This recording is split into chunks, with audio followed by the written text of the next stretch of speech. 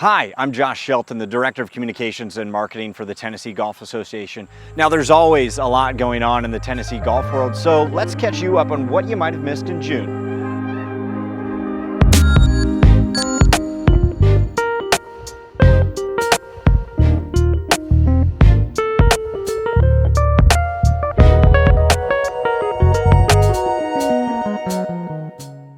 It was a jam-packed month of championships for the Tennessee Golf Association. 6 championships in just 30 days, 4 of those earning exemptions to a USGA championship. It was a whirlwind of excitement and a lot to catch up on. The first one starting right here in Franklin.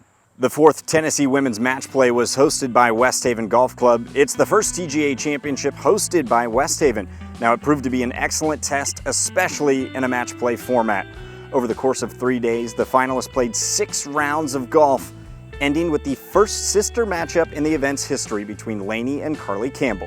Felt like we were just playing at home. Yeah. Like it was just a home match today. It was more than bragging rights on the line this time around. It was the epitome of a back and forth match. So much so, 18 holes just wouldn't cut it to decide the winner. It was fun. I think it was a good match. It was never one of those matches where you knew one person was going to win and before you got to the last hole. Lainey stuck it to within gimme range on the 19th hole to clinch her very first TGA title and earn a few more bragging rights at the dinner table. But the Campbell sisters are also gathering around the podcast table with their newest endeavor called Forgiven. We wanted to just kind of reach other golfers, and really not just golfers, athletes, and just talk about how, I'm in college, and I just wanted to kind of talk about how it is following Christ and how there's adversity in college. And so the podcast is really just kind of hitting on how we get through that.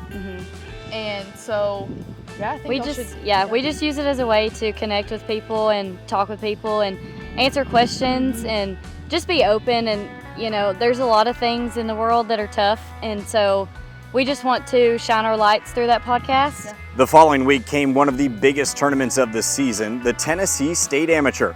The 109th playing of the championship took place at the stunning Tennessee National Golf Club. A spot in Tennessee history on the line, as well as an exemption into the 124th U.S. Amateur.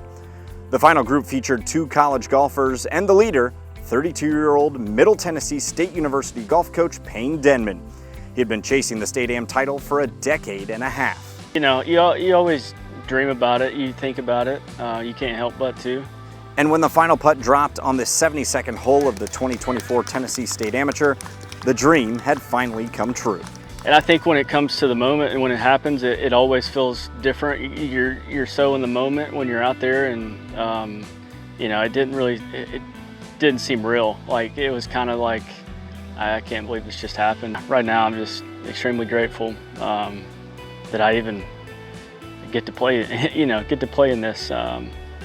If it wasn't for my job currently, I'd be sitting in an office today. Denman's next stop is Hazeltine Country Club for the 124th U.S. Amateur. Mid-June saw the playing of the 45th Parent-Child Championship, hosted once again by Stonehenge Golf Course. The championship saw 66 teams comprised of fathers, sons, and daughters, uncles and nephews, and brothers. The 2-day weekend event ended with Rick and Scotty Hudson bringing home the overall championship hardware. The championship was conducted in a Stableford format and broken into flights after the first day. The first flight winners were Ryan and Jack McCann, the second flight champions were Luke and Mark Caldwell, and the third and final flight ended with Connor and Kevin Cartilage taking home the top spot. Following the Tennessee State Amateur, the TGA conducted the 92nd Women's Amateur, this time hosted by the prestigious Belle Meade Country Club. Belle Meade, no stranger to national championships, having hosted the very first USGA Senior Amateur and numerous qualifiers. This time, it plays host to an event that exempts the winner into the 124th U.S. Women's Amateur at Southern Hills Country Club. Bella Bug claimed top honors and raised the Scott Probasco Trophy as champion of the 92nd Women's Am. With her win, she earned that exemption into the field of the 124th Women's Amateur, a win that bypasses the tough qualifying. I knew that in the back of my mind. I kind of tried to not think about it. It's 2-in-1 tournaments at this point, and I really struggle with those qualifiers. The Florida State Seminole played well and played consistently, as she was the only golfer in the field to complete all 3 rounds under par. However, the win didn't come without pressure, not only from defending back-to-back champion Lynn Lim, but also herself.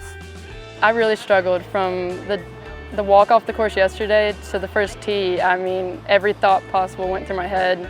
Winning, losing, topping off the first tee, I mean, I've never felt that pressure before. Bug remained unfazed and as a result will tee it up in Tulsa in August. The boys and girls junior amateur ran concurrently again this year at General's Retreat at Hermitage Golf Course. The girls' field was stacked with top talent, featuring many future Division I golfers competing for the Ruth Eller Trophy and an exemption into the 75th Girls Junior Amateur.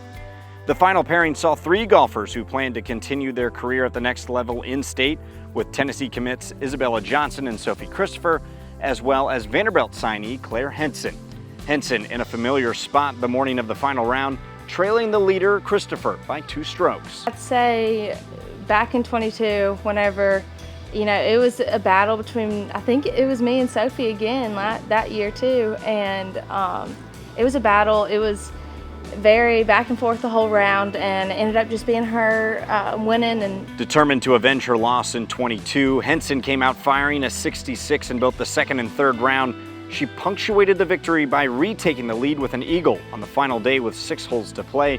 And for Henson, the victory meant more than just the Ruth Eller Trophy and a first place finish in the history books. Right after I started being able to swing again after I broke my arm, and I just looked at my dad and I just broke down. I was like, why does it have to be this hard? It's hard, chasing after something is really hard.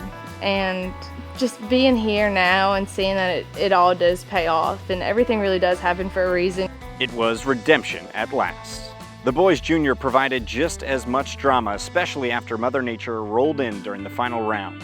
Because of weather, the third round was suspended and canceled, meaning the leaders at the end of round 2 had a playoff to decide the champion. Maddox Crowder and Billy Burrows faced off as rain continued to fall at Hermitage Golf Course. On the second playoff hole, number 9 at General's Retreat, Crowder hit his tee shot into the trees on the right. It kicked his ball straight down, leaving himself 250 to the flag. A perfect 3-wood though got him on the green with a 40-foot birdie putt to seal his victory, and he drained it. The victory sending him to the 2nd U.S. Junior Amateur in his career, this one at Oakland Hills to represent Tennessee.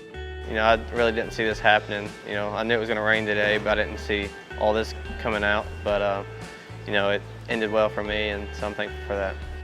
June produced 7 champions, and July is set to give us 4 more. So be sure to follow the Tennessee Golf Association on all of our social media channels, and of course, subscribe to our YouTube for the latest updates on all things Tennessee golf.